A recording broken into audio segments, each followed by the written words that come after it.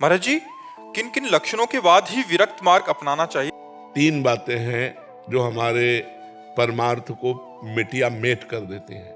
पहला है काम भोग, कंचन, कामनी, कीर्ति। 3 बातें कहेंगे तो सबसे पहला साधक के जीवन में काम भोग आता है।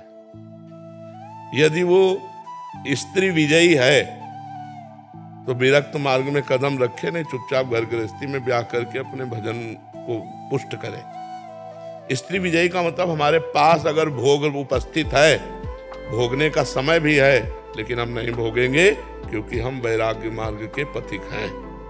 इतनी दम हो, बांध लंगोटा बचा के इंद्री कभी न देखा पर नारी, धर्म के टुकड़े खाकर भैया चढ़ी बदन पे तैयारी। तो परमार्थ में कदम रखना चाहिए, नहीं रखना चाहिए। तो जब ये स्थिति हमारे अंदर आ जाए कि पराई माता बहन अगर हमारे पास भी बैठी हो तो भी हमारा मन गलत मार्ग में ना जाए, तो वैराग्य का हिम्मत करे। दूसरी बात, अगर हमको भीख मांग के खाना पड़ रहा है और हमें भीख भी नहीं मिल रही है तो भी हमें रुपए का चिंतन नहीं होना चाहिए, धनी पुरुषों की चाटुकारिता नहीं होनी चाहिए। अगर ये है तो बाबागिरी आग लगे। वो किसी काम की बाबागिरी नहीं जो धनियों के पीछे धन के लिए लालसा करके उनकी चाटुकारिता करे, वो बाबागिरी नहीं है। बाबा मंगबो भलो न बाप सो जो प्रभु राखे टेक।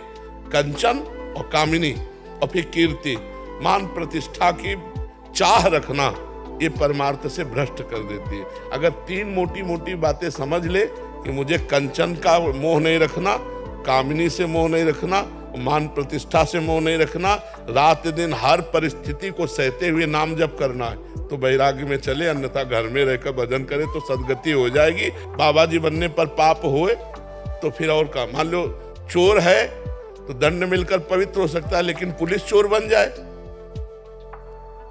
तो फिर वो विशेष दंड नहीं, क्योंकि तुम कानून के रखवाले होकर कानून का हतन कर रहे हो। इसलिए वो तो कानून का विरोधी है क्योंकि जानता नहीं है, और तुम तो कानून को जानते हो। ऐसे ही संसार का पापी जीव तो जानता नहीं धर्म को, तुम तो धर्मात्मा हो, बाबा जी उपदेष्टा हो, तुम विशेष पापी हो, विशेष दंड के अधिकारी हो। अगर कोई वेश रखकर पाप करे तो विशेष दंड का अधिकारी होता है। इसलिए भगवान के भजन करने के लिए 2 मार्ग हैं, एक गृहस्थ मार्ग, एक विरक्त मार्ग। गृहस्थ मार्ग में आप जैसे हो अपने अनुसार चलते हुए घर गृहस्थी का पालन करते हुए राधा राधा जप रहे हो, भूखे को भोजन पवा दिया, कभी किसी बीमार को औषधि दे दिया, बढ़िया भजन हो रहा है।